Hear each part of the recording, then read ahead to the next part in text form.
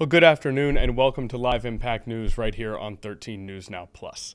It is Monday, March 9th of 2026. We begin the second week of March, and you may have noticed it is 1:04 p.m. We are 4 minutes late getting on the air today. There are times where we will be 1 minute late or a few seconds late. We prefer not to even have that. 4 minutes late is unprecedented, and the reason is right as we were about to start, we had some technical issues with our platform that actually plays the videos that we try to show you guys. So we had to get that fixed before we came on air, but it is up and running now, and we are ready for 2 hours, scratch that, an hour and 55 minutes of uninterrupted live news coming your way this afternoon on a Monday here in Hampton Roads. And let's begin with some breaking news right here in Hampton Roads. There was a shooting at the Virginia Beach oceanfront over the weekend. 6 were left injured from that shooting. We have gotten word that there has been a suspect arrested in connection to that shooting, and more arrests are expected. Virginia Beach police arrested an 18-year-old in connection to that oceanfront shooting. The 18-year-old in question is Matthias F. Cavalcante, 18 years old, out of Norfolk, arrested on March 8th and charged for his alleged role in the shooting that happened the night before. So arrested yesterday for the shooting that happened Saturday night. And again, that is Matthias Cavalcante out of Norfolk. Now, Cavalcante faces the following charges: 5 counts of aggravated malicious wounding, 1 count of malicious wounding, 6 counts use of a firearm in the commission of a felony, and 6 counts of reckless handling of a firearm. Now, police said these charges are accusations. Cavalcante presumed innocent until proven guilty in court, and investigators say this shooting happened around 9:50 p.m. Saturday near 18th Street and Pacific Avenue at the Virginia Beach oceanfront, which on a Saturday is typically, especially on a warm weekend like this past one, a very, very crowded time down at the oceanfront. The first truly warm weekend in a while, in that part of the oceanfront where there are a lot of bars, there are a lot of restaurants, and not far from the boardwalk. If you're on Pacific Avenue, there are shops and stores and hotels all in that area. And this shooting happened at 9:50 p.m. on a Saturday night. Officers initially found 5 victims at the scene. Detectives later identified a 6th gunshot victim after that person arrived at a nearby hospital with non-life-threatening injuries. All 6 victims are in their late teens to early 20s. All 6 are expected to recover, which of course is the good piece of news to come out of all of this. Now, police previously said the shooting involved 2 suspects firing at each other with other people struck by gunfire. So you had 2 suspects firing at each other. Other people in the area were struck by gunfire. Authorities had posted 2 photos of the suspects, or photos of the 2 suspects believed to be involved. This shooting happened during what police described as a time when large crowds were expected at the oceanfront. So much so, in fact, that more than 50 additional officers were deployed to the resort area that night. But Virginia Beach Police Chief Paul Newdigate said police presence alone is not always enough to deter violence. Police presence and visibility, even in large numbers, is no longer a sufficient deterrent for some of the individuals that frequent our resort area that are willing to resort to a gun to resolve conflict. That's a quote from Virginia Beach Police Chief Paul Newdigate. Now, the city recently approved a 10 p.m. curfew for minors. The enforcement of that, however, does not begin until March 19th. Police also reported that 37 juveniles were taken into custody beginning around 11 p.m. on Saturday. Remember, this shooting happened at 9:50 p.m. 37 juveniles taken into custody beginning around 11 p.m. Saturday. 34 were released to their parents with warnings, while 3 were arrested and taken to the Virginia Beach Juvenile Detention Center. 2 of those juveniles were found to illegally be carrying firearms, according to police. The investigation into the shooting remains ongoing. Additional arrests are anticipated, but for now, 1 individual has been arrested, and that is Matthias F. Cavalcante, 18 years old, out of Norfolk. And His mugshot actually is on the front page of our website right now. More information in the article on our website if you would like to go and try to learn a little bit more about this shooting and the arrest that has followed. So a tragic night at the oceanfront, a scary night at the oceanfront on Saturday, but the good news is of the 6 victims who were hurt, all are expected to recover. So that is an update from right here in Hampton Roads at the Virginia Beach oceanfront. Now, let's move to the main story that continues to dominate not just our national headlines, but global headlines. That is the conflict with Iran. Of course, on February 28th, this really ramped up with the death of Ayatollah Ali Khamenei, killed on February 28th, the supreme leader of Iran. Well, a new ruler has been named in Iran, chosen by the country's Assembly of Experts. Mojtaba Khamenei has been named as Iran's next ruler, at least according to the Assembly of Experts in the country. Now, he's 56 years old. He's a cleric. He's described by the Associated Press as secretive and close ties to the country's paramilitary Revolutionary Guard. Now, of course, that guard has been firing missiles at Israel and other Gulf states since the start of the war, which is something that we have covered, especially late last week. Also, Mojtaba Khamenei is the son of Ayatollah Ali Khamenei, so the son of the leader who was killed on February 28th in the start of the conflict with Iran from the United States and Israel. It'll be his son that has been chosen for the time being to be the next ruler of Iran. Now, President Trump has said Khamenei's son is not acceptable. Excuse me, I guess the exact quote is, Khamenei's son is unacceptable to me. The next leader, quote, not going to last long without his approval. Trump, of course, referring to his own approval in that situation. So that is President Trump's input thus far on the younger Khamenei being chosen for the position of ruler of Iran. Again, a son taking the role of his father, who was killed in the beginning of strikes by Israel and the United States against Iran in late February. Now let's do an update on the death toll thus far in this violence that has erupted all throughout the Middle East. What we have as of this morning from the Associated Press, at least 1,230 killed in Iran, at least 397 killed in Lebanon, 11 in Israel, and of course the United States announced the death of a 7th service member over the weekend. Devastating consequences in the Middle East for communities, families, cities, states, all around destruction and violence, and as we can see from that last report, death in the Middle East as a result of this conflict with the United States and Israel attacking Iran in late February and carrying on through into the second week of March. So that is an update that we have right now from that conflict, and that will help us transition into comments from the UN ambassador from Israel earlier today. These were recorded earlier today. Again, this is the UN ambassador from Israel commenting at a press conference earlier today. Naya, are we ready to take this recording? Got the thumbs up from Naya. And might I introduce the People's producer, Naya Campbell? We jumped right into it today. We were a little bit late. Naya, of course, joins me as she does every day here on Live Impact News to guide you through the day's headlines and beyond. Our goal is to dig a little deeper into these stories when we can. In this particular situation, we're going to hear directly from the UN ambassador from Israel. Let's listen in on that recording right now. Today, the UN opened the Commission on the Status of Women.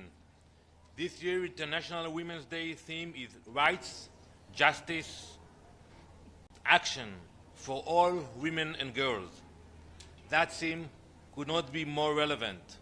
That is why today we are hosting a CSW side event to amplify the voices of Iranian women, women whose rights have been denied and whose calls for justice have been silenced. But today, there is action.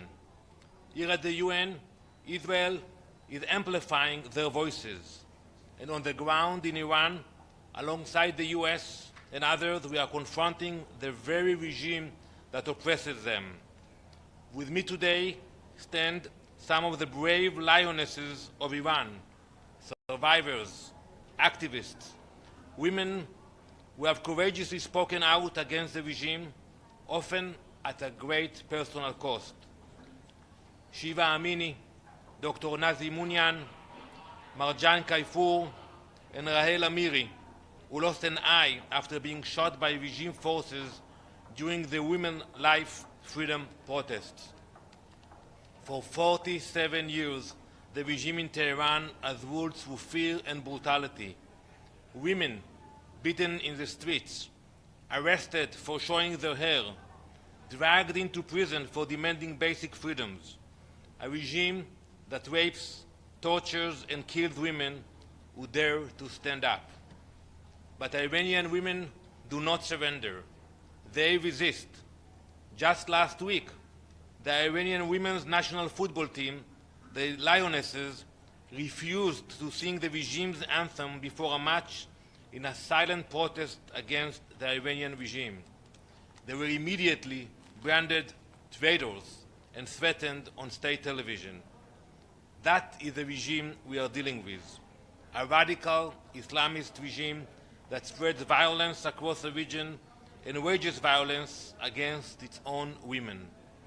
To the women of Iran, I say this: your enemy is our enemy. Stopping this regime is not easy. Israelis are in and out of bomb shelters. Our neighbors in the region are under attack. But allowing this regime to threaten the region and continue its oppression is not an option. So we will continue to target the leadership of the regime and dismantle its nuclear ballistic missile capabilities. As the machinery weakens, you, Mardumei Iran, the people of Iran, will have the opportunity to shape your future with rights and justice for women. In the past 11 days, Iran has fired missiles and drones across the region at Israel, at our neighbors, and at civilian targets. The regime has attacked more Arab countries in the past 11 days than Israel has in its entire existence. This is not defense. This is aggression aimed at destabilizing our region. That is why we welcome the statement you issued by the Gulf Cooperation Council condemning the Iranian regime's attacks on civilian targets and its violation of international law. The Gulf countries also called on the Security Council to clearly condemn these attacks and demand that Iran stop immediately. We agree. The Security Council must act. It must make clear that these attacks are unacceptable and that Iran must stop and surrender. Let me be clear. Changing the man at the top does not change the regime. It is the same ideology, the same nuclear ambitions, the same ballistic missiles, the same terror proxies. For us, nothing changed. My advice to Tehran's new leadership: look at what happened to those who thought they could threaten the US and Israel. Israel remains committed to the objectives of this joint operation: to dismantle the regime's nuclear ballistic missile capabilities and weaken the machinery that allow it to threaten the region and oppress its own people. We hope that soon the people of Iran will have the opportunity to rise up and share their own future. Let us pray that by International Women's Day 2027, Iranian mothers, daughters, grandmothers will stand here themselves speaking for a new reality in Iran, where women finally have what they have been denied for too long: rights and justice.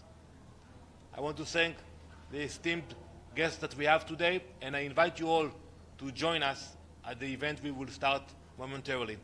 Thank you. And if you have any questions, make sure they're directed to the ambassador. Yes, it's Pamela Falk from U.S. News and World Report. To the ambassador, You thought the Strait of Hormuz might open up a little faster than it has. It's virtually closed. When do you think that might happen? And I know you said not to ask the women, but we'd like to hear from the women what they think of the new appointment of a new supreme leader. Is it more of the same, and what can happen next? Thank you. So regarding the Strait of Hormuz, as I said a few days ago, we control the airspace in Iran. We are hunting the launchers. We are degrading the capabilities of the regime. So it's going to be harder for them to attack civilians in Dubai and to attack vessels in the Strait of Hormuz. It doesn't mean it will be 100% guaranteed, but it will be harder for them to do that. So I'm optimistic about that. Every day we see the numbers of the attacks going down. Regarding your question, it's up to them, not up to me if they want to address it. But you are welcome to join us, Pamela, at the conference, and we're going to have time for questions and discussions.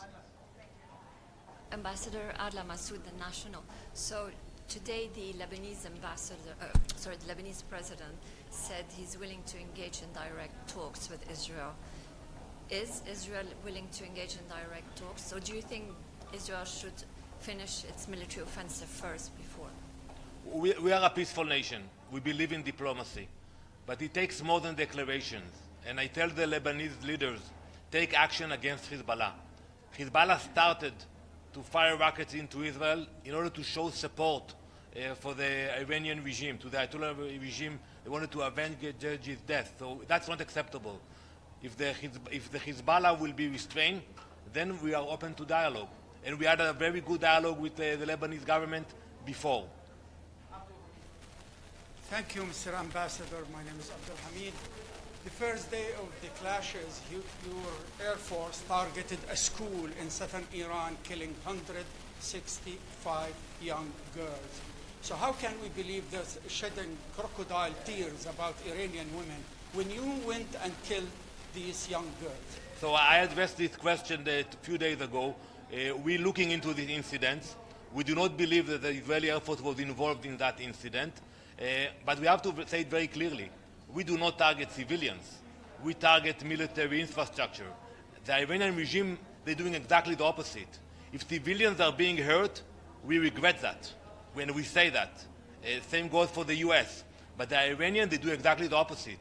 They target cities, they target airports, not only in Israel, in 12 countries in the region. Thank you very much, Mr. Ambassador. Edith Lederer from the Associated Press. The Israeli Defense Forces said after the selection of Supreme Leader Khamenei's son as the new Supreme Leader that they would target him. Does Israel support President Trump's demand that the United States should have a say in the selection of the next leader or a new leader of Iran? So there is no daylight between the US and Israel. The new leader, unfortunately, is more of the same. Same ideology, same radical ideas, and if anyone who will promote those radical ideas against us, we will target them, we will find them. I think it's for the people of Iran to choose their next leadership. We will have to create the conditions for them, and that's what we are doing now. But eventually, they will have to stand up, rise up, and choose their own leadership. Thank you very much. And I invite you all to join us at 11:30 at CR9. Thank you very much.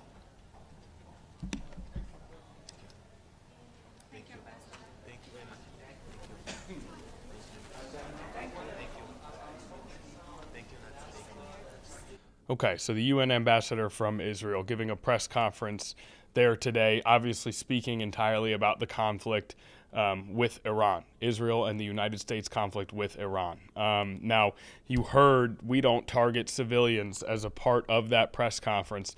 There obviously has been a lot of coverage and a lot of questions surrounding a particular incident for questions here in the United States we know for sure, and that is a February 28th strike that killed more than 165 people, Most of them were children, and the blast was at an elementary school. This is according to Iranian state media.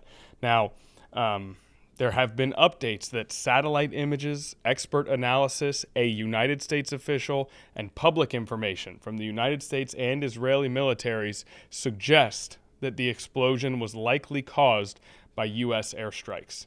Iran has blamed Israel and the United States for the strike, but neither country has accepted responsibility. So that is a story that we covered last week. That is an update on that story, but we have yet to have sort of an official declaration of cause, consequence, blame, if you will. But there is an investigation ongoing, and there's been reporting today that some of that evidence that we talked about, satellite images, expert analysis, a United States official, public info from the U.S. and Israeli militaries suggest that the explosion was likely caused by U.S. airstrikes. So that's a story that we're going to continue to follow very closely. If there are updates that come from that story, it is in fact what we will bring to you as soon as possible. I apologize for sort of the disjointed finish to that update. I'm making sure that we don't have any more current updates to give you before we go and take a brief commercial break here, and before we move on to some other stories that we want to cover. So I am looking to make sure, and there is one more update that I do want to include before we move on, and that is the identity of the 7th U.S. service member killed during this conflict. He has been identified as of this morning from what I can tell, and that individual is Benjamin Pennington, U.S. Army Sergeant Benjamin Pennington, 26 years old, from Glendale, Kentucky, has been identified as the service member killed in combat, reported over the weekend. Pennington died Sunday after being wounded during an attack on March 1st at Prince Sultan Air Base, Saudi Arabia, according to the Pentagon. So a 7th U.S. service member has passed. Benjamin Pennington, Army Staff Sergeant from Glendale, Kentucky. Obviously devastating news for friends and family of all 7 service members who have been killed. Great job by Naya getting this video up. That last image you saw, these are the 6 service members that we knew about previously. This is Benjamin Pennington here, who has been identified now after his death over the weekend resulting from a March 1st strike. So we are going to take a brief commercial break right now. After that commercial break, we are going to move on to a situation over the weekend, also scary. Explosives targeted, seemingly, reportedly targeted at New York Mayor Zohran Mamdani. A plot that was thwarted, but that has been reported on at length by this Monday afternoon. We are going to expand on that when we come back from this brief commercial break.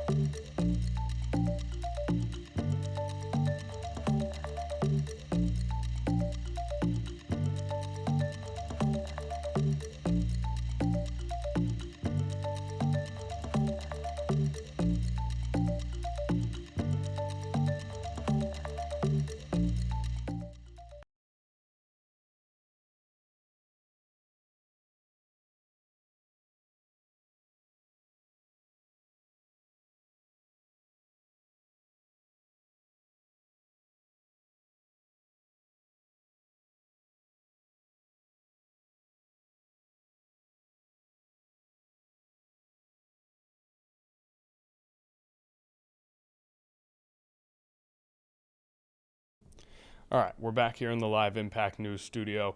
We are going to move to this story that developed over the weekend involving New York Mayor Zohran Mamdani. Men brought explosives to a protest at Mayor Zohran Mamdani's residence, and federal authorities say they were inspired by ISIS, or they are claiming to be inspired by ISIS. Let's parse through this story a little bit before we go to a press conference from earlier today with the mayor, among others.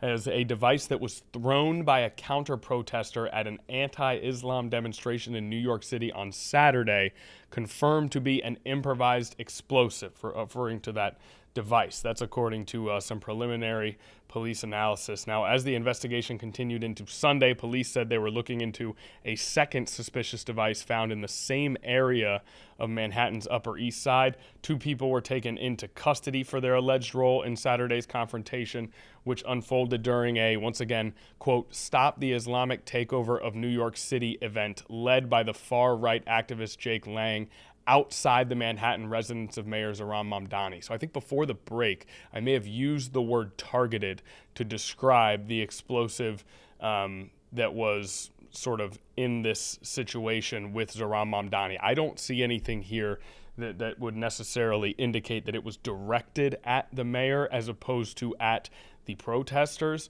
So I want to make sure that I was clear in that tease. I may have used the word targeted. That was probably the wrong word to use there in my hastiness to get us to a break.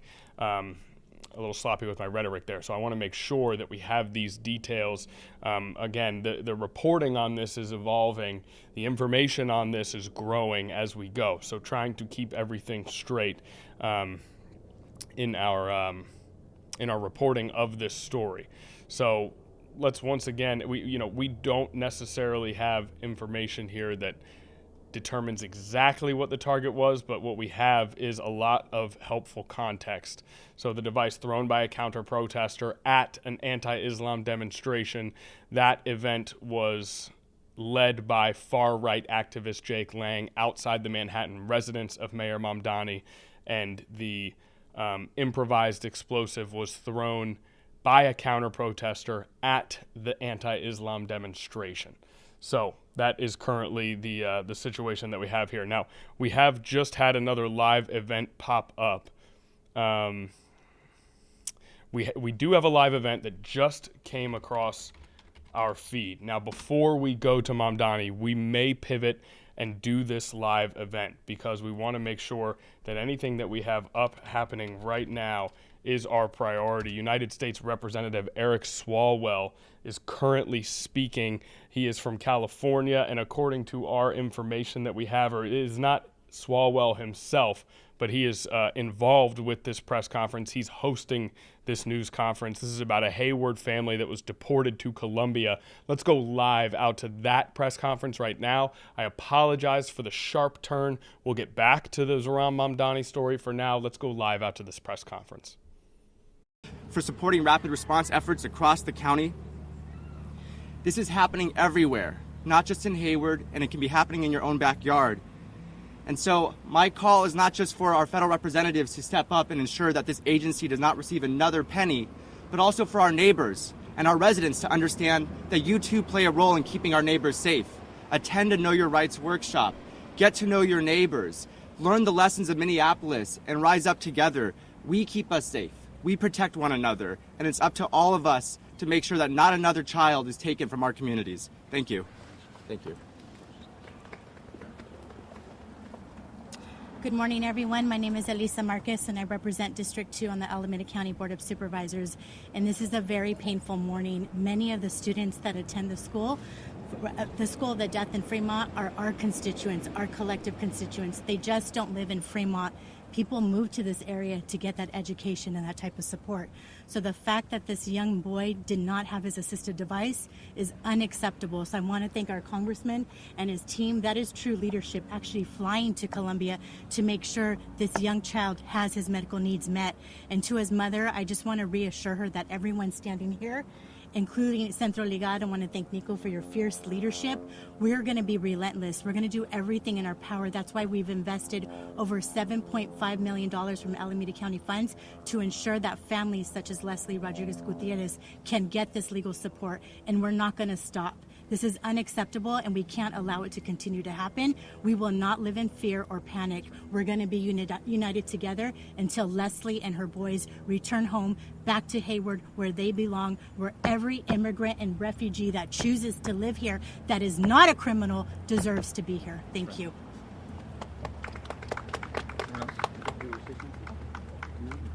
Cermeño. The Cermeño family just married into the Colombian family, so we have family in Colombia that should not be there. Those youngsters should be here. That Mrs. Rodriguez should be here with us in the city of Hayward, and to be just plucked off the street in San Francisco, that's just not right.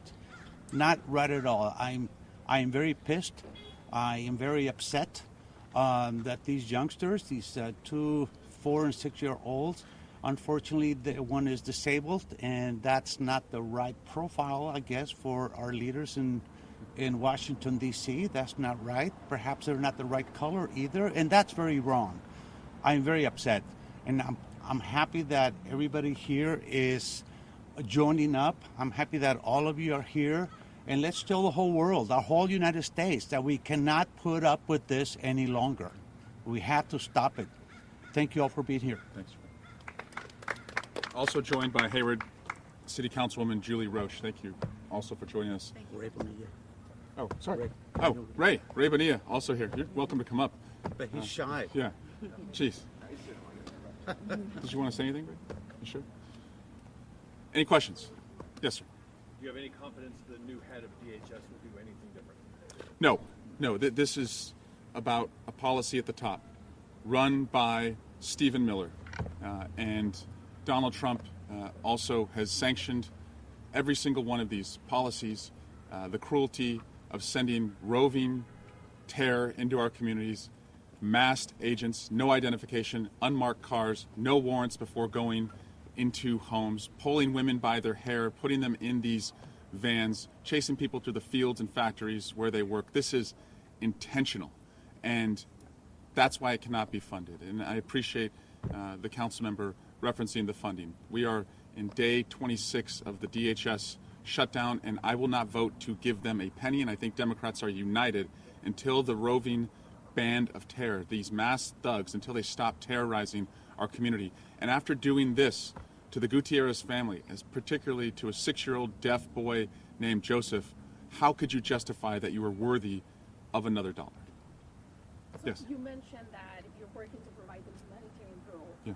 How difficult is this going to be, and what's the process? We're clear-eyed about how difficult this is going to be and how cruel this administration is. And if you listen to Nico, they intentionally denied Nico and his colleagues access to their clients. And this is a shell game that they're playing all over the country, where they make it really hard for you to bring a case, to get to a judge, so that way they can accelerate and expedite the deportation, and the families are out of the country before a judge even has the ability to make a decision. We saw this with Miguel Lopez in Livermore, where a judge told the administration, do not send him to Mexico. They did it anyway. We saw this with Abrego Garcia, same case. Do not send him to El Salvador. They did it anyway. So we will not relent. I know that my Democratic colleagues in the Democratic caucus are very moved by this. I've talked to many of them in the leadership about this, and I'm working with Senators Padilla and Schiff on a letter that would collectively ask for this humanitarian parole. One other piece that we can pursue, and we did this with Miguel Lopez, is what's called a private bill. You can make somebody a citizen through an act of Congress. It has happened. And this family is certainly worthy, considering the terror that they fled in their country and the need that they had here, and that they were following all the rules here in the United States. So we are also looking at introducing that, as quickly as possible. And we will get through the darkness of these times, and we will be in a Democratic majority quite soon. And in that majority, we will have the opportunity, to take these what we call private bills and start to make many of these wrongs right. Anyone else? Yes. You said your office, members of your office landed in Colombia. Can you clarify the timeline when they got there? Do you have confirmation that they've gotten Joseph the human beings already? Yes, and I'm going to be a little bit careful because she fled Colombia for a reason, and so we want to be mindful of that and protect the family. But our number one priority was to get Joseph his assistive devices. And so working with Nico and working with community groups who came together, we were able to gather those devices and flew yesterday to Colombia. And as I said, right now, our staffer is landing and meeting the family to put those devices in Joseph's ears as soon as possible. And I'll update you when we can confirm that has happened. And I don't know if, Nico, if you have any more color or texture to that timeline. But we're just trying to be mindful of her safety and not going into too much detail there. I think we got it. Okay. Thank you all very much. Thank you.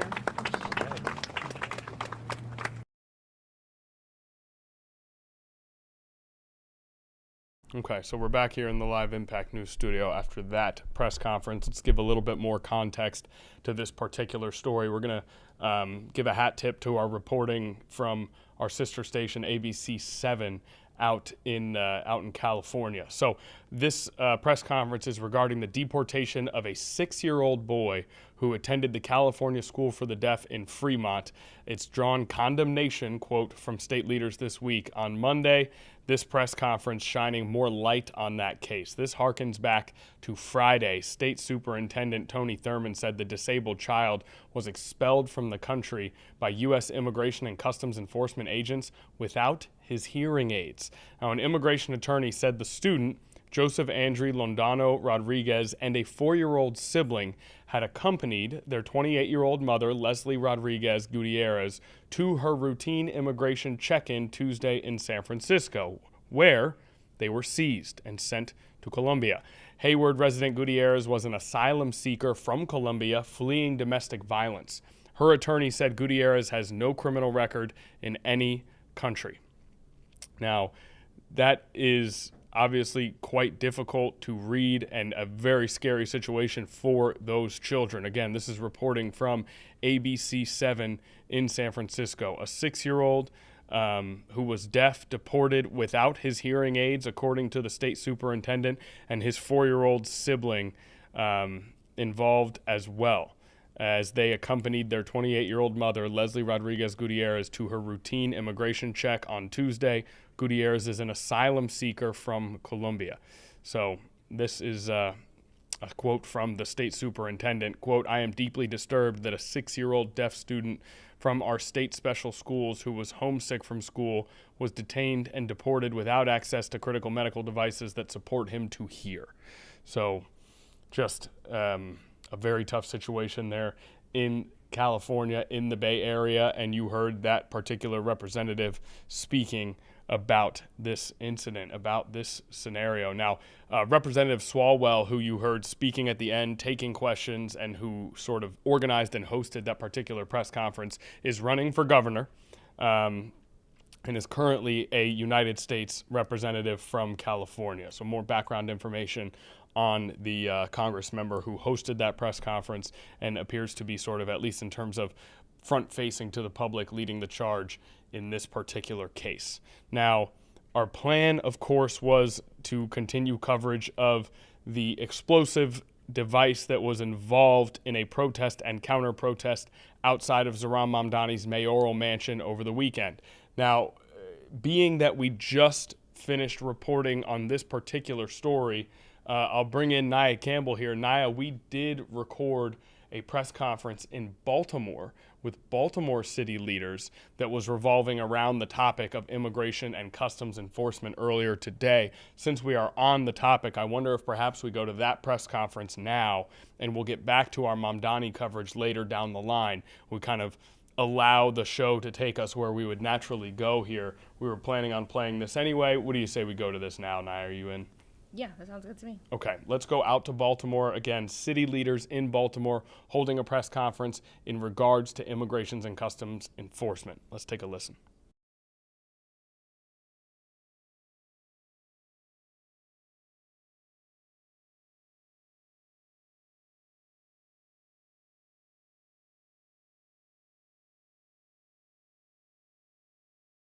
They are happening all over this country, and we don't want them happening here in Baltimore.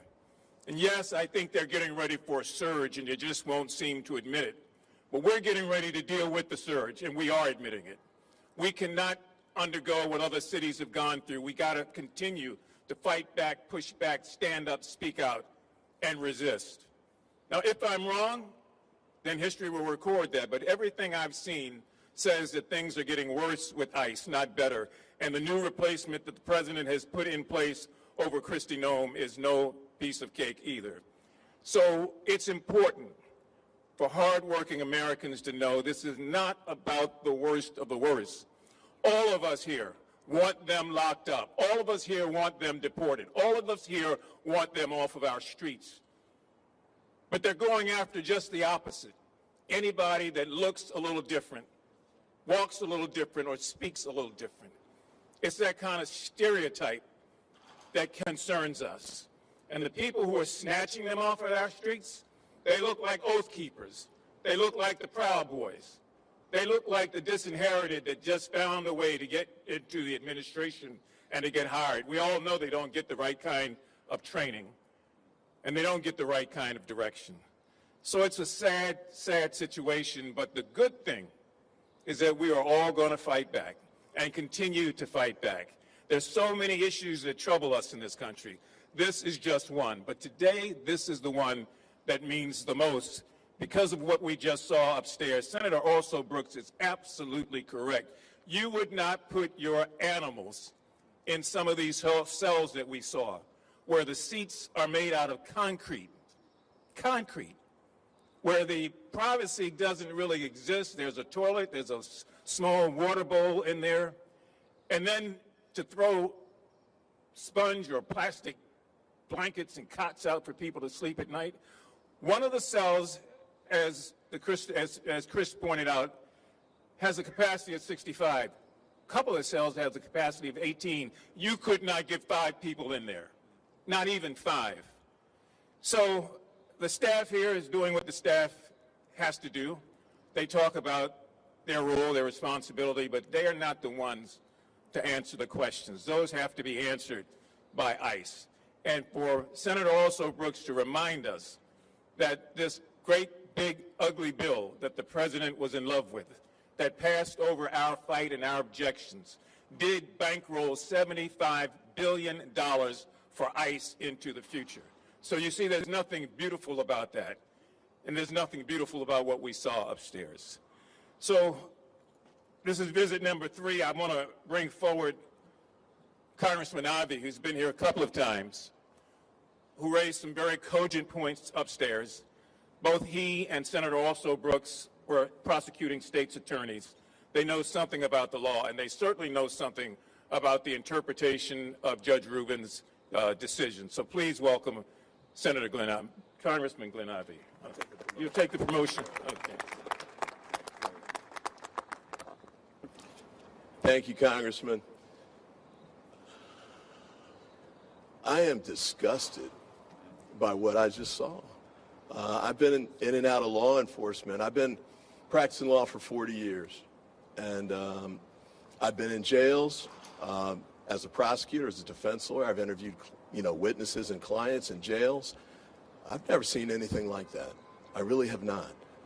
It really was. We adopted 2 dogs a little while ago, and we went to the shelter to go get them. And the shelter space is better than the human space they've got upstairs. I mean, it's truly appalling. As Kwesi was just saying, I mean, concrete floors, concrete benches, 1 toilet. The room that's supposed to hold 70 people had 1 toilet. And the water next to it, like right next to the toilet, right? Now, I asked them, they had like the cot things that people could sleep on. And somebody asked, well, how many you got? They said 100. But before the judicial order, they could hold up to 225 people in there. What happened to the other 125 if they didn't have cots? They were sleeping on floors. I just got back from Montgomery and Selma for Bloody Sunday. And part of what we did while we were down there was we actually toured old slave quarters. And I got to say, They looked pretty much like what we just saw upstairs. In fact, they might have been a little bit better than what we just saw upstairs. It's shocking. It's un-American. It's illegal. Thank God the judge finally came through and said, this is too much. You've got capacity for 4 times more people than you actually should have in there. Well, thank God for Judge Rubin, because these people obviously need judges and court orders to steer them on the right track. And then one last point. Okay, the thing holds 225 people. Are you serious that there's not one person there? Seriously? How convenient. How convenient. And then they're going to say they got to build these new facilities to hold hundreds of more people. Well, if you don't have anybody up there, where are you going to send them to? Why do we need to spend hundreds of millions of dollars for more facilities? We don't. That was a sham. We know it. This is a fight. We know it. This is something we've got to win, because the Constitution hangs in the balance, but human lives hang in the balance. As we were walking in, as Senator Alsobrooks mentioned, there was a woman they'd taken in there already, and they did all this talk about we only get the worst of the worst. This woman's never done anything like that. And I'm anxious to see if she actually comes out of there. They told me she was gonna. They told me they were going to hold her today, but we'll see. But it's unfortunate that members of Congress have to be present in order for that to not happen, because we know day in and day out, in fact, after we leave later today, they're going to hold people who've never committed a crime in the United States, who've done nothing but work hard and be good citizens here in the community, and don't deserve to be locked up.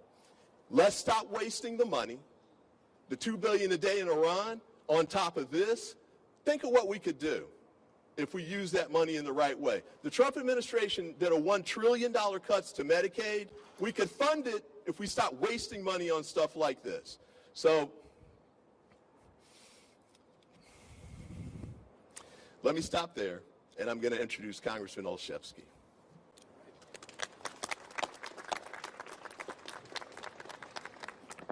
So I think you've heard the case made about why Americans are fed up with the way ICE operates.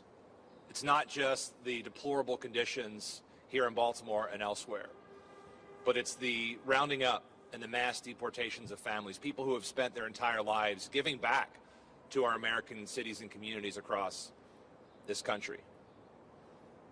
It's the lawlessness with which this agency operates. It's seeing Americans killed and called domestic terrorists. People are rightly fed up, and it's why we're fighting back in the Congress, in the courts, in the community. And we do lift up those judicial decisions that allow us not only to practice what we knew is our congressional responsibility and right, but to enforce more humane and more decent conditions. It's why we join in spirit and in presence our friends and neighbors in Minneapolis and here in Baltimore, pushing back against the lawlessness, against the deaths and the killings of American citizens. And it's why we're fighting so hard in Congress. It's why this agency will not receive another penny without significant reforms and changes. It cannot be allowed to operate the way it currently is. Okay, we're interrupting that ICE presser in Baltimore momentarily. You hear city leaders there talking about the conditions that they experienced while touring one of those detainment centers. The reason that we have come out of that, and we will go back to Baltimore briefly, is because we wanted to show you a live event that's going to be coming up sometime within the next hour. Okay, New York City Police Commissioner Jessica Tisch will be speaking about the incident that occurred at the protest outside of New York Mayor Zohran Mamdani's house this weekend. Now, the reason that we wanted to show you that is because we've been talking about the press conference that we had planned on airing in our second hour with Zohran Mamdani. If this live event takes place and we're able to go to it, we will go to that instead of the recorded press conference that we've been talking about. Sort of a new development in this story that we've been covering all day. We just wanted to keep everybody up to date on our itinerary here as we move through this Monday. This looks like a mic check. That is not Jessica Tisch. We do not believe that this press conference is starting right now, but we're going to keep an eye on it for the police commissioner if she appears. We'll go live out to New York. For now, let's go back to Baltimore.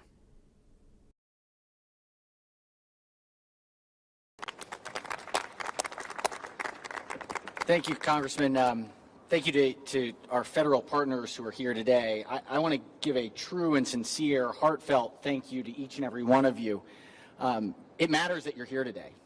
It matters that you stood up and took the time and energy and the fight and resolve to say that this is unacceptable. I'd go one step further and say the investments that are being claimed, the $75 billion, cruelty is the objective. Terror is the objective. Unlawfulness is the objective.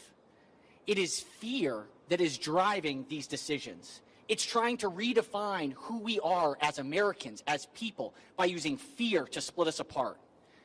That's the big challenge here. And I want to say thank you again for standing up to that fear. Thank you for understanding that's not who we are as a people. Thank you for showing up today to believe that we have a different future ahead if we link arms and we fight. I'm so proud of the work that we've already been able to do. We entered session this year knowing that setting a new standard by saying that the unlawful ICE activities were unacceptable. We passed a bill to ban 287G agreements. In the Senate, we've passed a masking ban to say that those who are enforcing laws on the street can't do it anonymously with masks, raining terror on their neighbors.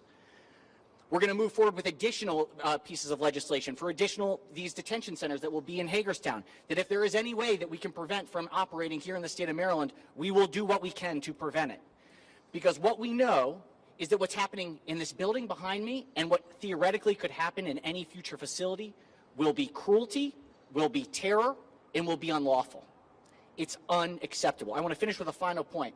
I see Principal Hornbeck here today, who is a principal at the 46th district of one of the schools, and a number of advocates here from CASA and other organizations that stand strong to fight for families. What I know Principal Hornbeck has been doing every single day this last year is counseling young children whose parents have been stolen from them in the middle of the day, in the middle of the night, and what's left are parents and educators and principals trying to explain what happened to mommy or daddy. That is not the America that we deserve. We must and we will do better, and we'll do it when we stand up with state and federal and local leaders who care and who understand with heart and passion that we are better than this. I want to thank the Council President. I want to thank all of the members of the Council and bring up an incredible partner in this work, Mayor Scott.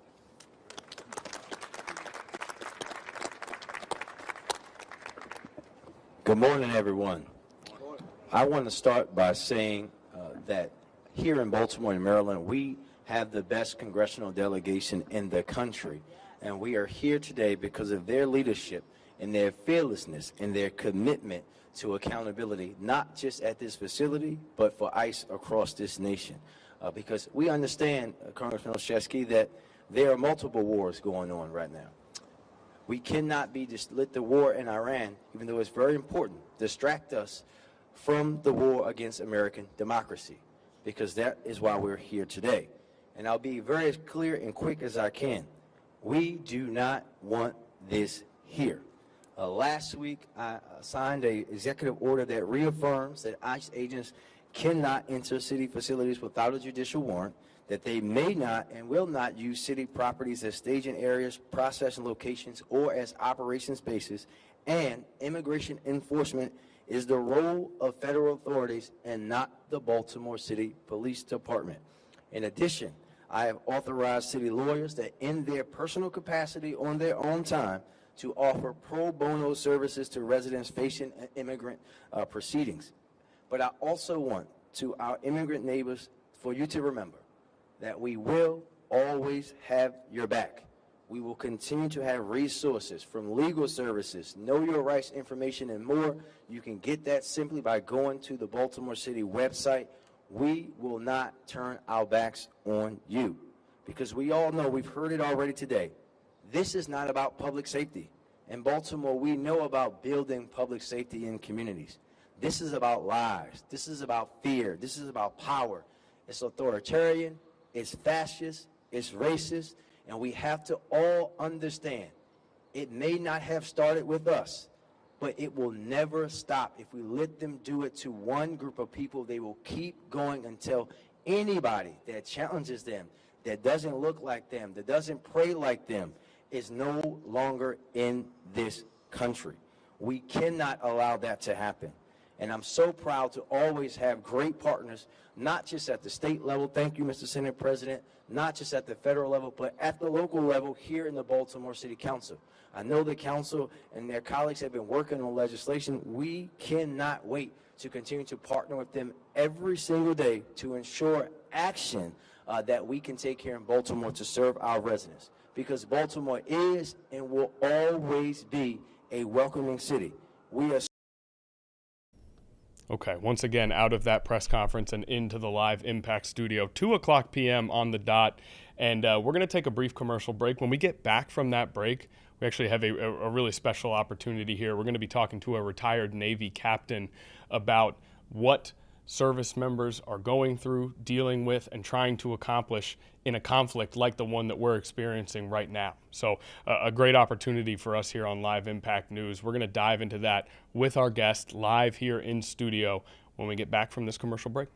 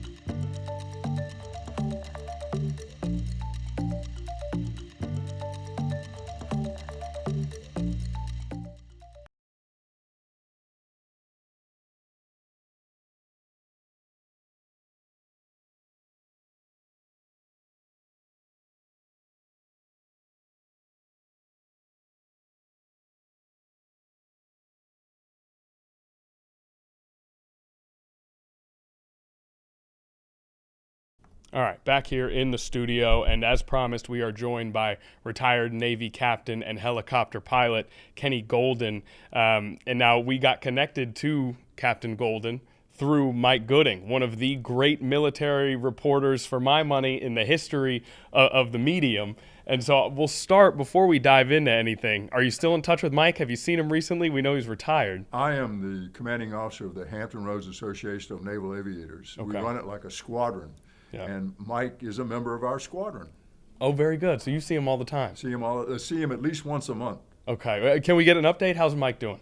He's doing good. He's hanging in there. You know, he's Yeah. got the trouble he has with the disease he's Mhm. fighting, and Yeah. but he's tolerating that and taking the meds like he should, Yeah. and doing all the things that he should do, and staying out of the heat. Yeah, good. And we miss him dearly here, as evidenced by the fact that we still will reach out to him. Well, he's such a And personality and such a he wonderful is. guy. Yeah, and very tough individual. Absolutely. Right. Comes And from a so- long line. His father was an A6 pilot. That's so- right. And that's, I think that maybe that was some of the inspiration behind him kind of going down the path that he did. So, you know, if Mike happens to be watching, we miss you, Mike, and thanks for helping us connect here. And we'll kind of dive into it a little bit. Obviously, Hampton Roads has a massive service-oriented population, multiple bases, and a huge population of sailors, soldiers, former military veterans. And so when a conflict like this begins, it hits close to home. Because not only are there people here who have experienced conflict before, but there are those who are here now who will be going off to be a part of this.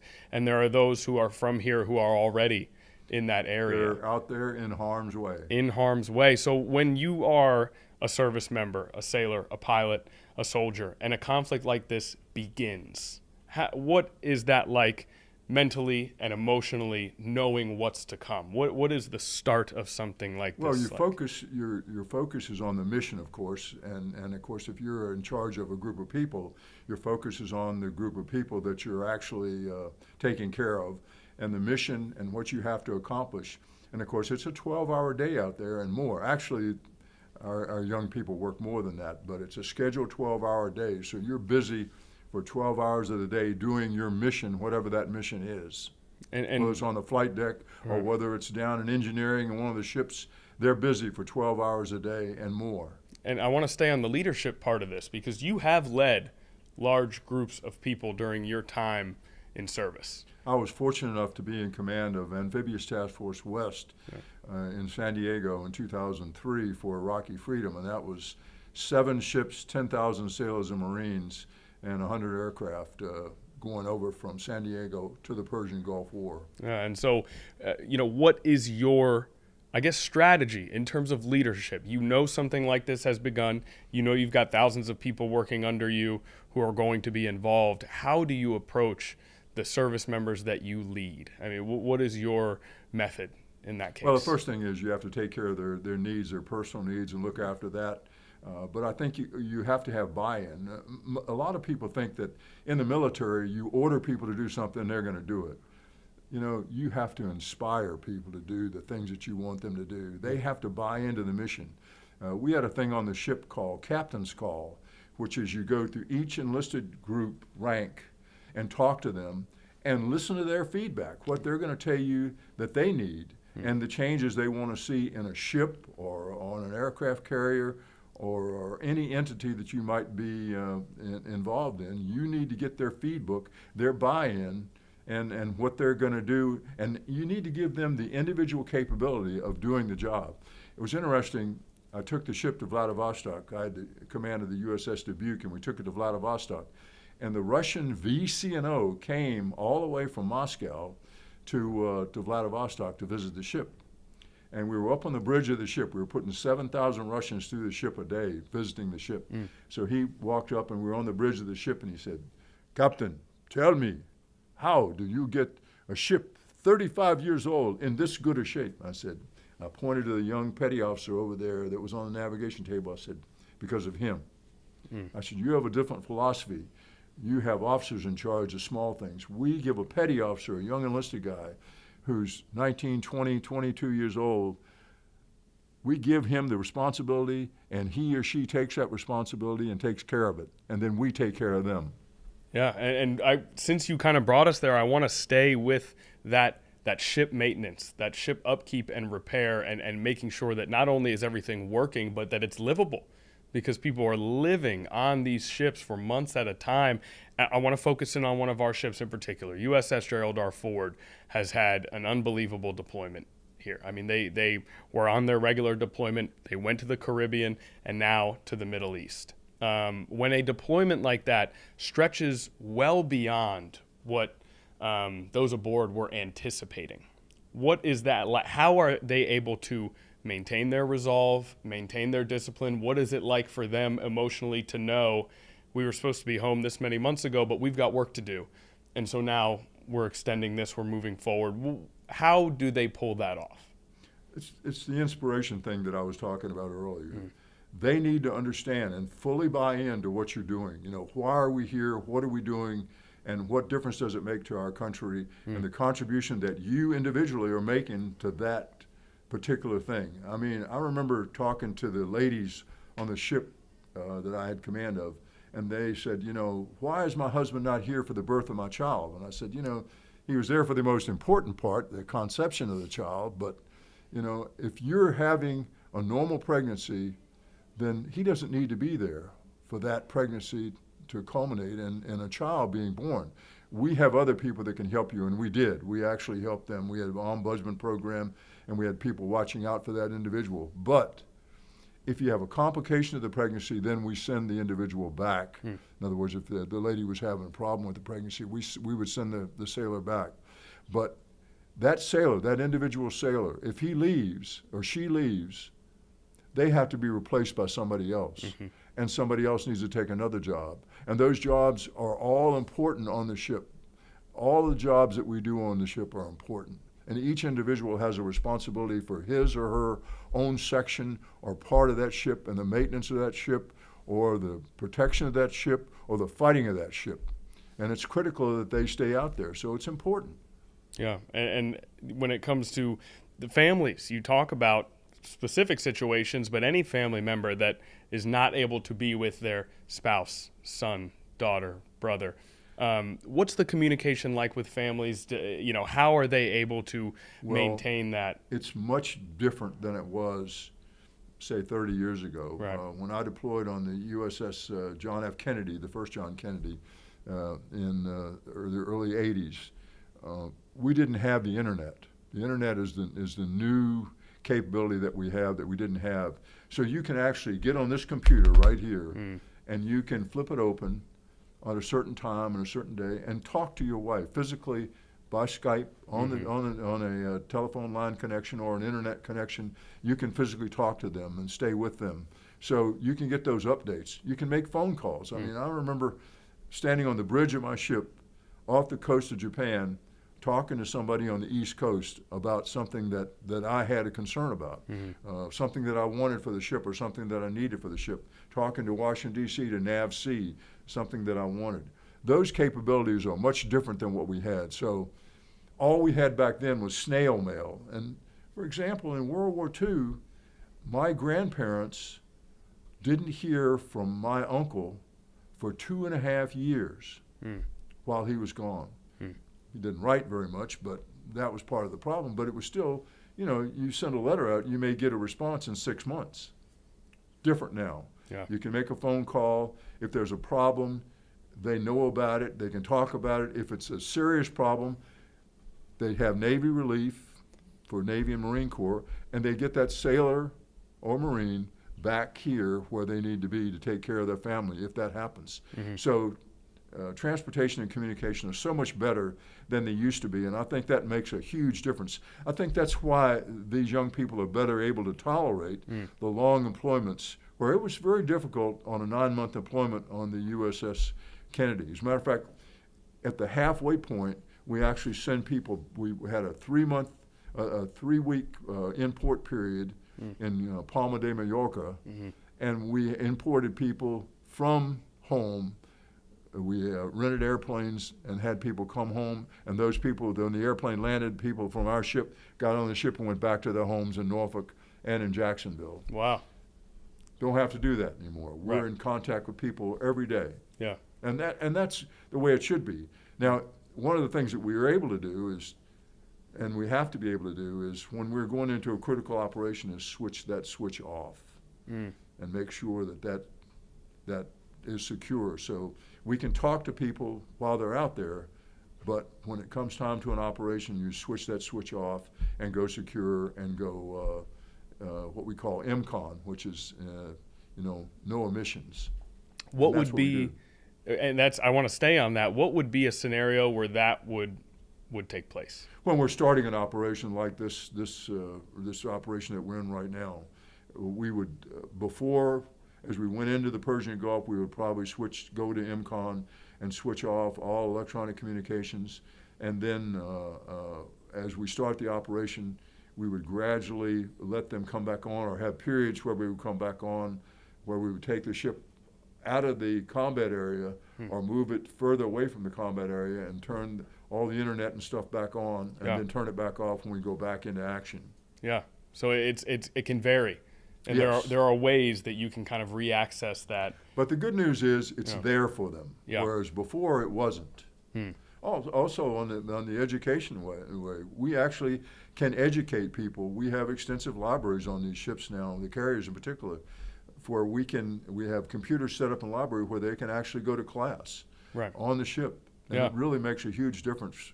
For the Navy that we have today is totally different than the Navy we had before in the 1970s and 80s. And can we stay with some of the changes even? And I would even ask about from when you retired in 2003?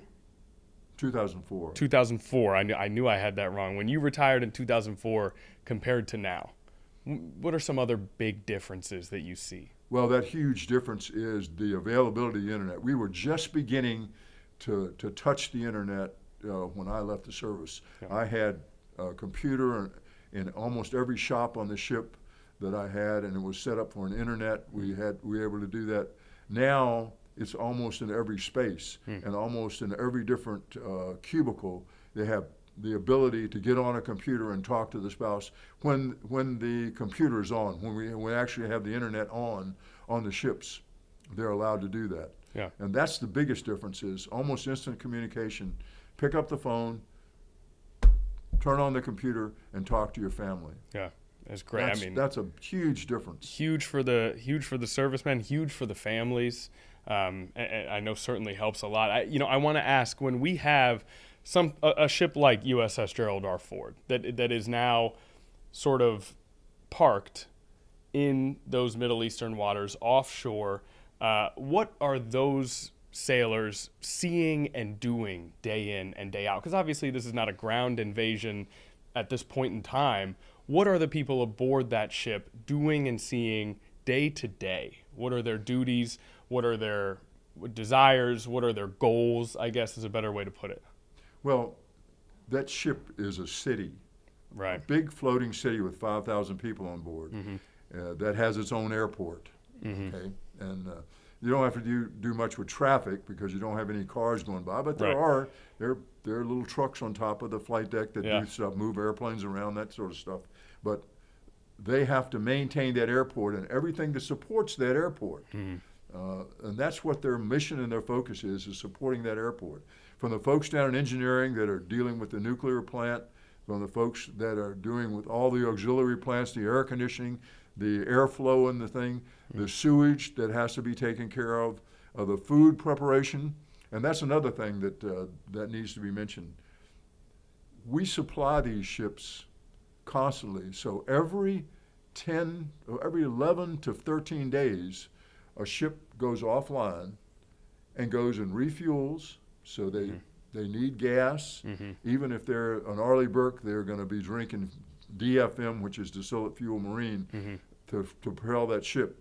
So just in the operations of that, it's $39 million a day to operate what we're doing in the Persian Gulf. I think it's higher than that, but that's the minimum probably that we need to take care of the fuel and all the other things. But every 13 days, we take off, we go alongside another ship while we're there.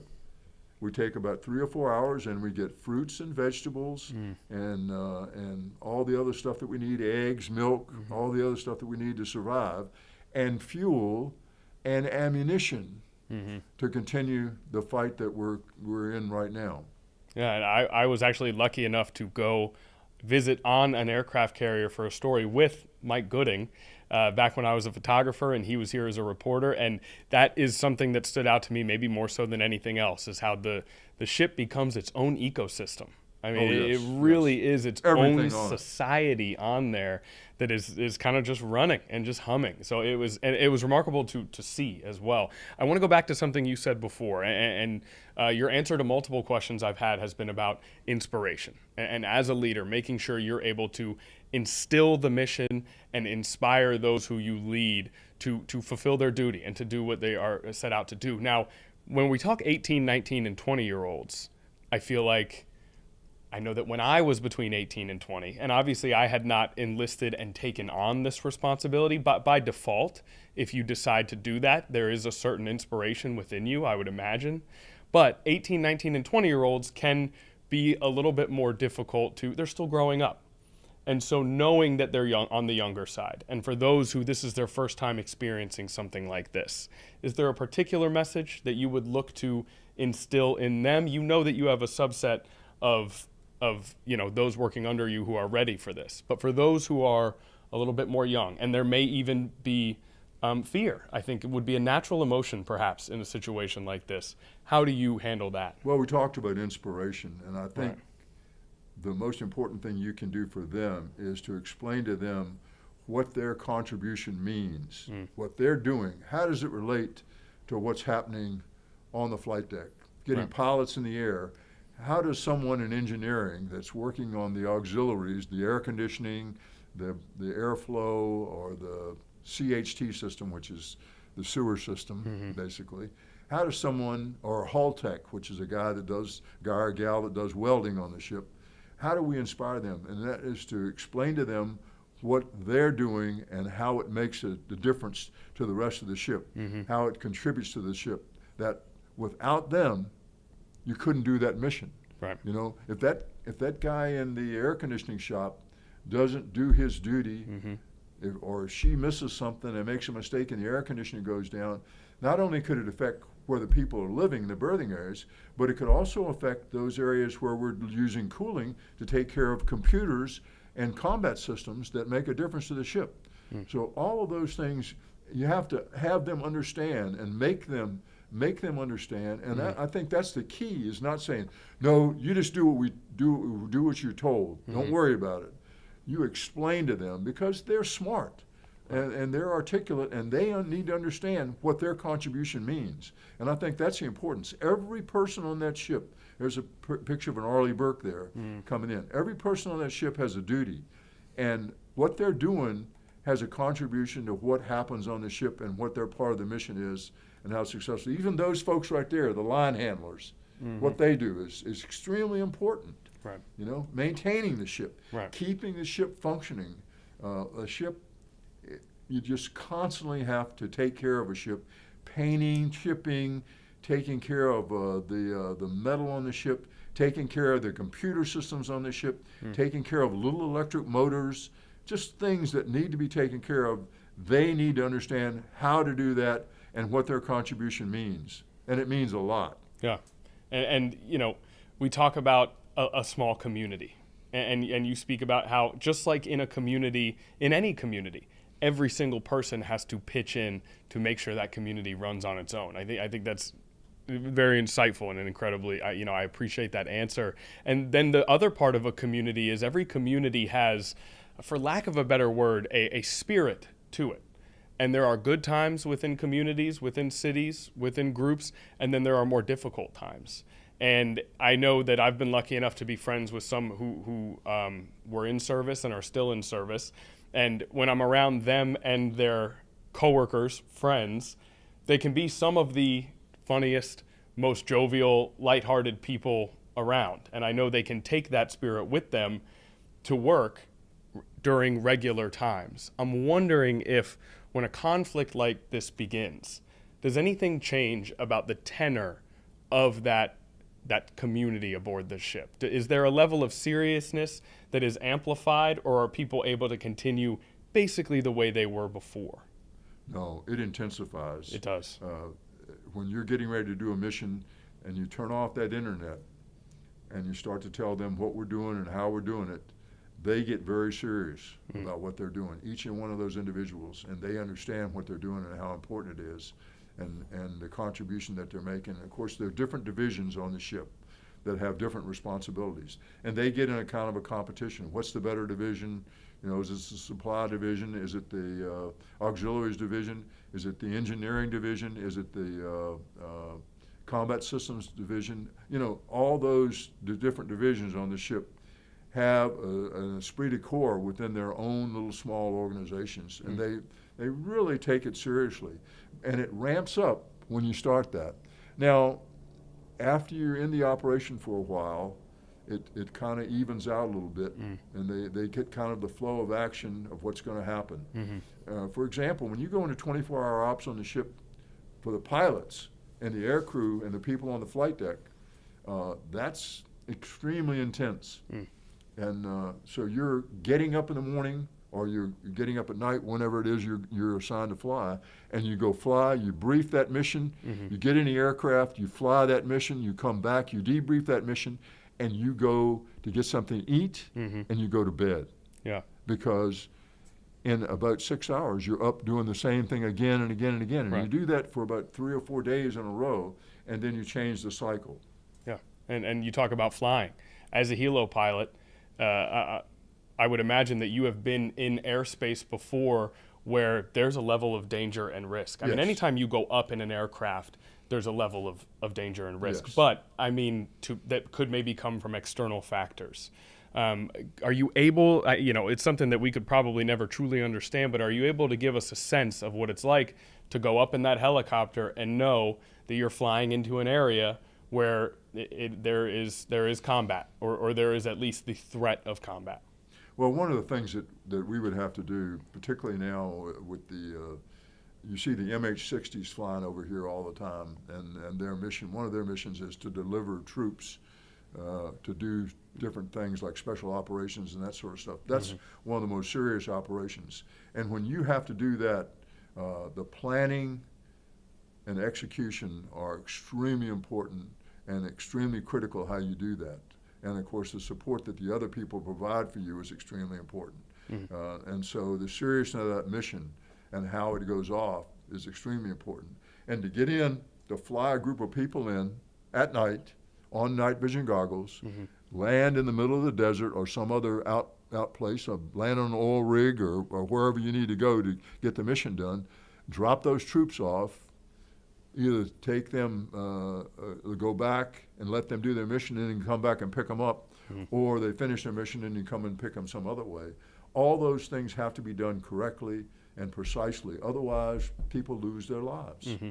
And we have been very precise on how we do missions over there. And you can see we've been very fortunate that we've only lost 7 people so far, and they're people that were in stationary places that probably got hit by a missile or a drone coming in that they weren't able to defend against. And you also talked about being stationed overseas for long periods of time. When you are stationed in a place where suddenly it comes to conflict, when you are stationed overseas, not necessarily on a ship, but stationary, and conflict breaks out in that region where you are now under threat from a physical perspective, what is that like? Are you able to speak a little bit to what that is like? Well, what you try to do is minimize the ability for someone to harm you. And so you look at the systems that are out there that can help you. And if you're stationed at a place that has a military facility, it could be a supply facility, it could be Bahrain, the capital over there, which we have 5th Fleet over there. You look at all the external factors that could hamper your life or take your life from you, and what you can do to mitigate those circumstances and what has to be done, and what you can do individually, to minimize that. Just the basic going to work traffic of going to work every day over there is extremely important to realize where you are, what you're doing, and how the external threat could come after you. It's a constant source of thought process that you have to always have that in the back of your mind. Yeah. You know, how could I be threatened? What's that truck doing over there? Mm-hmm. Why has that truck been there for the last couple of hours? What is it doing there? You know, you need to be aware of what the situation is over there and what's going on with external factors that could hamper your or take your life. That mindset that you just mentioned, constant awareness, constantly being alert for external factors that could endanger your life. What does that do to you psychologically? I mean, is that taxing, you know, for it, when living like that day in and day out? Absolutely, it's taxing, and of course, I think it has a wear down period on it. That's why we try to take these deployments, for example. Deployments actually start out being 6 months long. Mm-hmm. So we look at that and we say, okay, how can we make this the most comfortable environment to work in for 6 months? Mm-hmm. Over there, you're assigned over there for maybe a year and a half to 2 years. Same thing. Yeah. You don't want to keep them in that environment completely and entirely for 3 or 4 years. Mm-hmm. You need to give them some relief to get them out of that environment because it does wear and tear on your psyche. I bet. I mean, I can only imagine. It's a mindset that I've never been forced to have. In the, you know, for the most part, growing up, the privileged way that I was able to grow up. So understanding how exhausting that would be, but knowing that you have to get up and do it again the next day. Well, imagine what the greatest generation went through in fighting World War II. Mm-hmm. I mean, contrast as we're going into Okinawa to take over that island, which was the last stepping stone to going into Japan. We were going to operate from there, and the Operation Olympic was to going into southern Kyushu, the southern island of Japan. And imagine those young sailors and airmen on the carriers and on the ships off the coast of Okinawa that were attacked by the kamikazes. Constant worry about what you were going to go through. And it takes a toll. PTSD is one of the things that we now understand. We didn't understand it back in World War II, but we understand it now because we've gotten a lot better psychologically with the treatment of diseases that are psychological.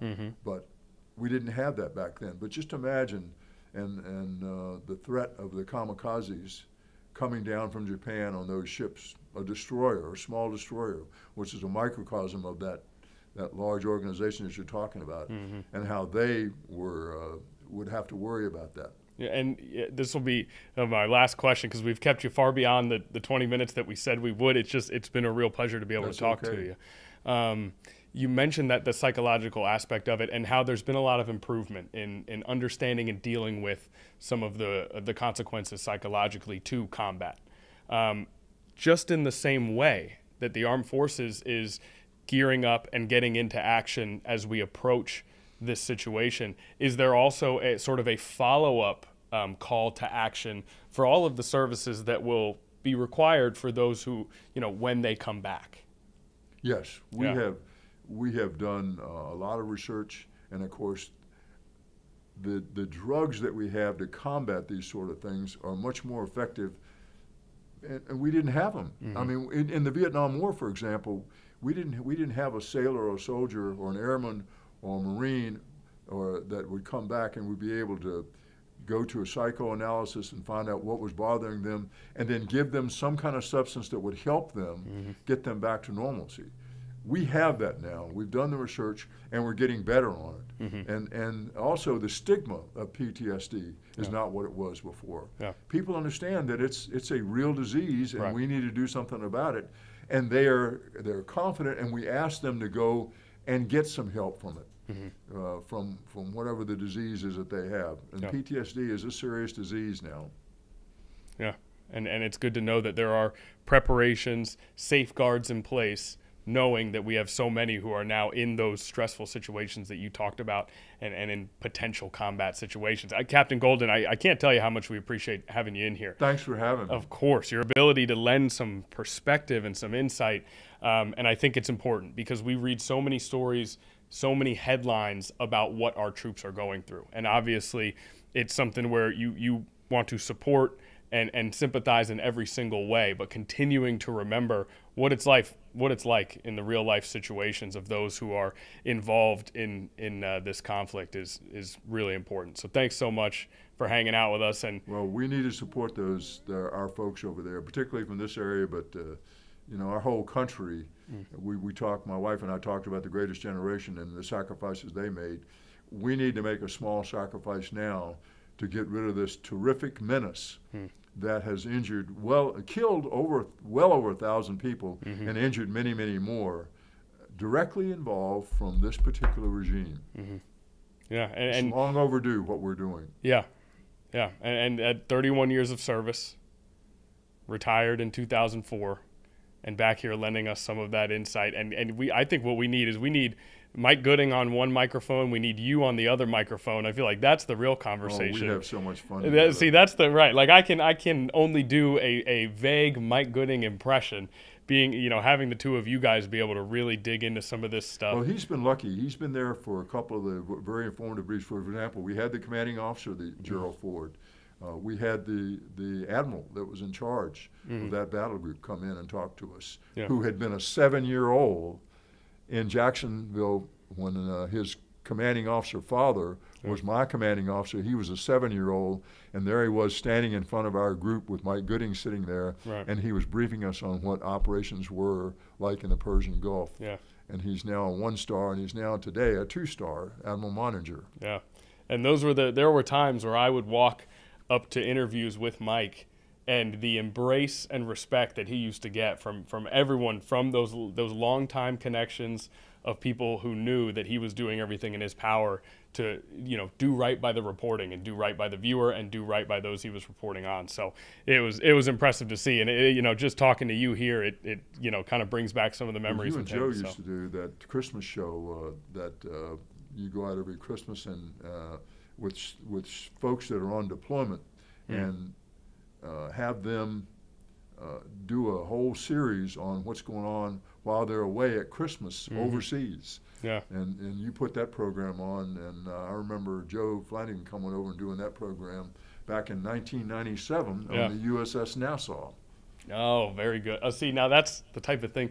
We miss Joe Flanagan and Mike Gooding around here. Those are the types of stories that it's good to remember and it's good to maybe re-engage with. Yeah, absolutely. Absolutely. Yourself as well, sir. We appreciate you very much coming in here and talking to us, and hopefully we can do it again sometime. Absolutely. Thanks a lot. All right, Captain. We appreciate it. A real treat for us here on Live Impact News. Captain Golden here in studio to give us more perspective on everything that's happening in the conflict with Iran right now. Now, what we're going to do here is we're going to take a brief commercial break. We've got some live events that are getting ready to start. So we're going to go to commercial. We'll continue with our coverage of some of the week's stories coming up right after this.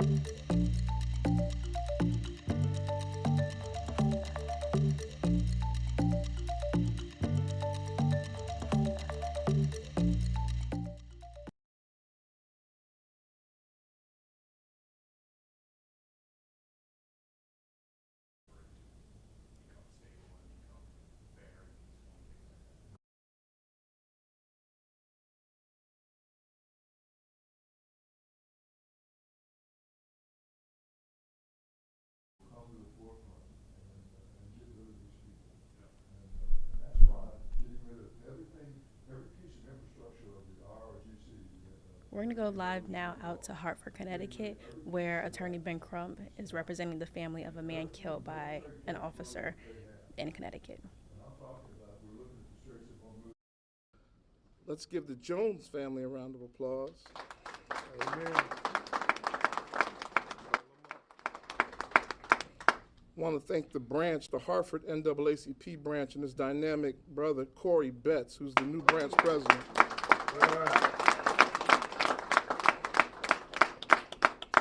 I want to introduce myself. My name is Scott X. Esdale, and I am the state president of the Connecticut NAACP. Thank you. We are the largest and oldest civil rights organization in the world. We have over 500,000 members and 2,200 branches worldwide. And the Hartford branch was founded in 1917. It's been over 100 years the NAACP has been in the greater Hartford community.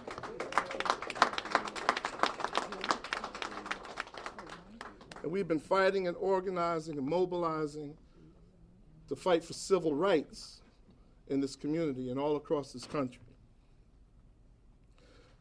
And in my role as a state president, I've also had the ability to be the national board member. And I represent from Delaware to Maine on behalf of the NAACP. Thank you, Scott. When you get selected on the national board, you get appointed to certain committees, and I'm the chairman of the Criminal Justice Committee. And I've had the honor to travel around with the man all over this country. We've been in fights and different dog fights here in Connecticut and across this nation. You've known them around for Trayvon Martin, Breonna Taylor, Eric Garner. The list goes on and on and on and on. And also, one of the largest settlements in the history of America happened right here in the state of Connecticut, in New Haven, Connecticut, where I've been born and raised from, for the Randy Cox case, where he fought for a $45 million settlement for the Randy Cox film. Let's give this freedom fighter, come on, y'all, a well-deserved round of applause. Largest settlement in the history of America.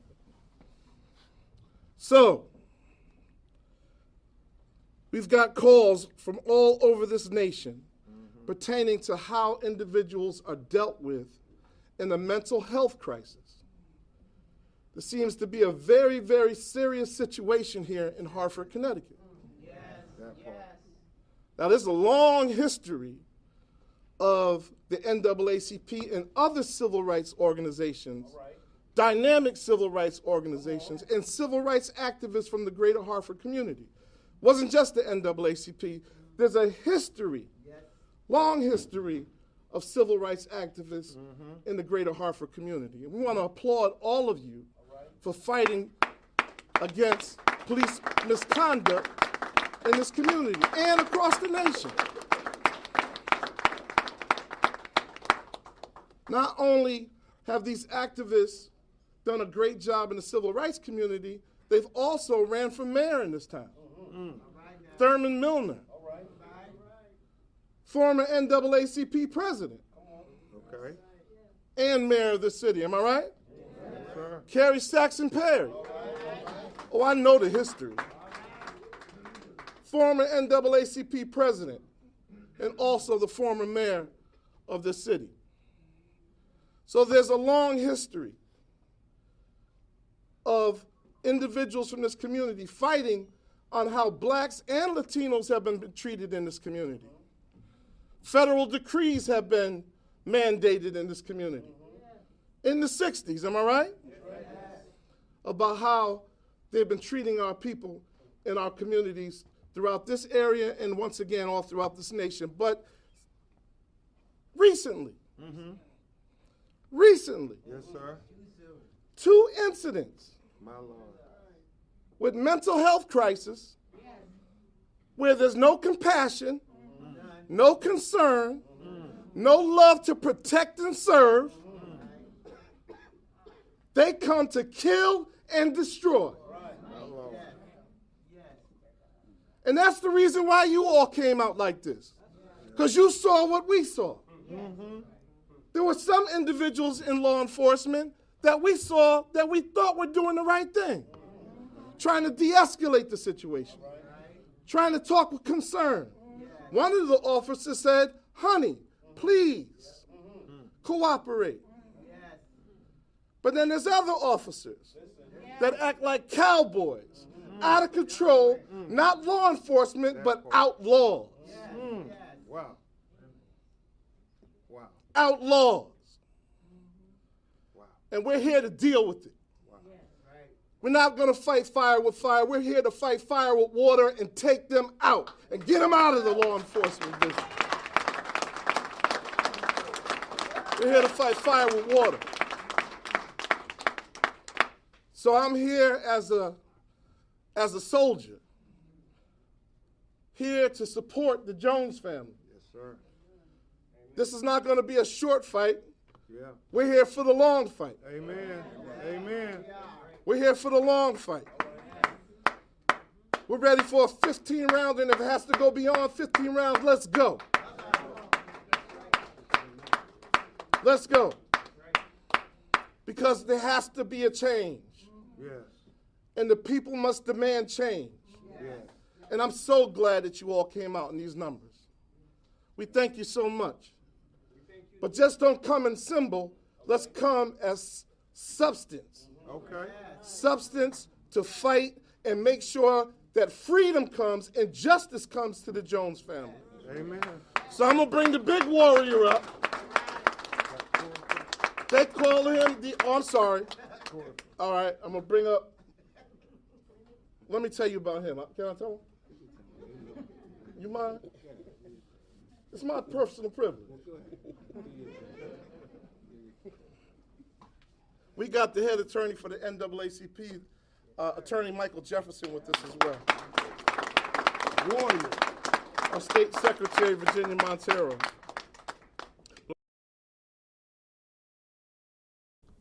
Okay, we cut out of that press conference in order to move to another press conference that happened earlier today. We talked about Zohran Mamdani quite a bit in the first hour of our show, that a sort of improvised explosive device was thrown during a protest and counter-protest outside his mayoral mansion over the weekend. New York Police Commissioner Tisch actually gave an update on this as we were starting our interview with the captain. So what we're going to do is listen into part of that press conference right now. Let's go out to New York. With ISIS. And at the precinct, after being advised of his Miranda rights and waiving those rights, Qayyumi said in recorded post-arrest statements that he had watched ISIS propaganda on his phone and that his actions that day were partly inspired by ISIS.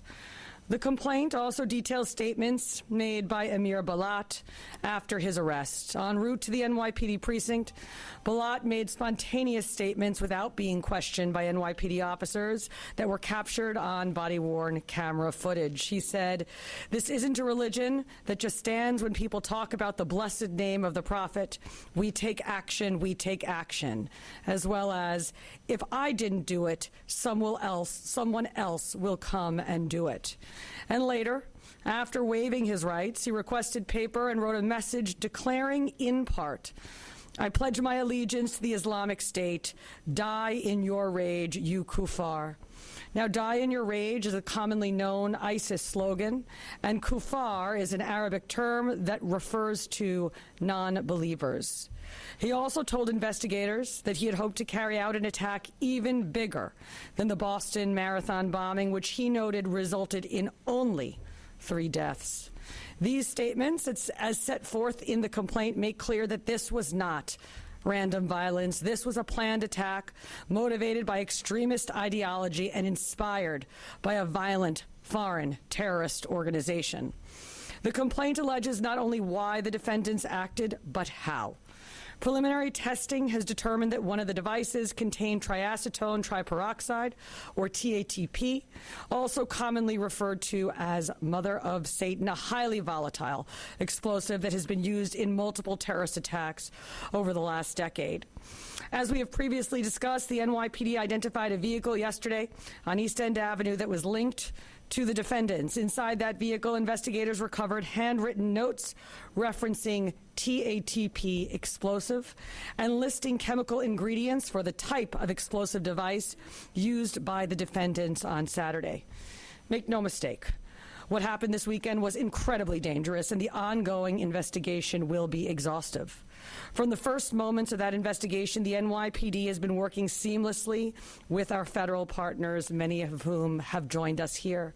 In particular, the FBI's Joint Terrorism Task Force, which includes NYPD detectives working alongside federal agents. They have been at the center of this investigation. Members of the FBI and the Joint Terrorism Task Force, including NYPD task force officers, have executed search warrants at Kayumi and Balat's residences in Pennsylvania.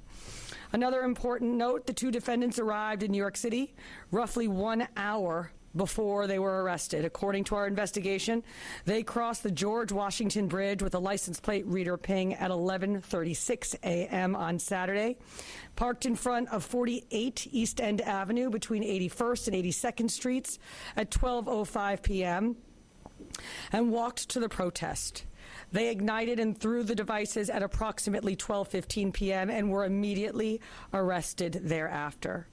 I want to thank our great United States Attorney Jay Clayton for his extraordinary partnership, as well as the prosecutors from SDNY for everything that they do, especially for their work on this investigation and their forthcoming prosecution. I also want to thank the FBI, especially James Barnacle, Assistant Director in charge of the FBI New York Field Office, and Rob Cassane, the FBI's Special Agent in charge for counterterrorism, as well as the Joint Terrorism Task Force. We are grateful always for the FBI agents and Assistant U.S. Attorneys who have been working around the clock with us since Saturday. Finally, and most importantly, I want to recognize the members of the NYPD who responded on Saturday and in the hours that followed. The officers assigned to that protest who ran toward a lit, improvised, explosive device, the bomb squad technicians who secured and analyzed the devices, the detectives and analysts who worked through the night to develop this investigation, and the countless members of service who helped ensure the security of the people of New York City during a very tense and dangerous situation. The NYPD remains on heightened alert, and our mission is simple, and that is to keep New Yorkers safe. That responsibility belongs to the nearly 35,000 members of this department who stand watch over this city and who are prepared to respond whenever and wherever danger appears. On Saturday, we saw that commitment in action. Thank you. Now I will turn it over to our United States Attorney, Jay Clayton.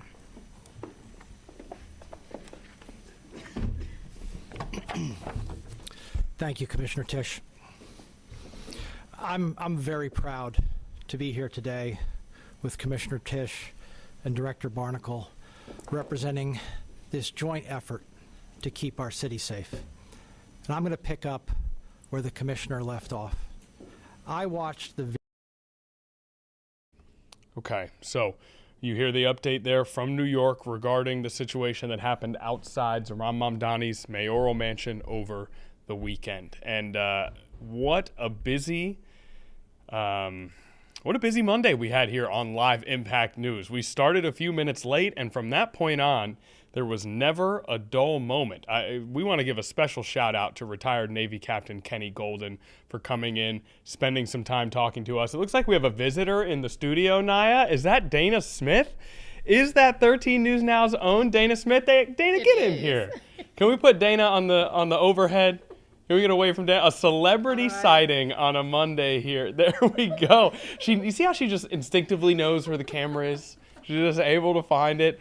Wow. So 2 special guests in the studio today. What's up, Dana? Just saying hi. Just a hey. Just a hey. Hey, Danes. Hey, y'all. I started peeping, and I was like, who was that? The people want to see Dana Smith on the Live Impact microphone. Okay. When's it going to happen? Oh, right now. Hi, everyone. Thanks for watching. Great show, Connor. Naya. Thank you, Dana Smith. You can see Dana at 5 o'clock, 6 o'clock, 11 o'clock, 13 News Now, all today. As for us here on Live Impact News, our time has come to an end. That has been a very busy Monday. We anticipate a very busy week, as it has been since we began this show. We appreciate everybody watching so much. Thank you for joining us. We hope you got a lot out of it. We certainly did, and we hope to see everyone tomorrow. Have as good a Monday as possible. It's Monday, but it can still be a good Monday. Thanks for watching, everyone.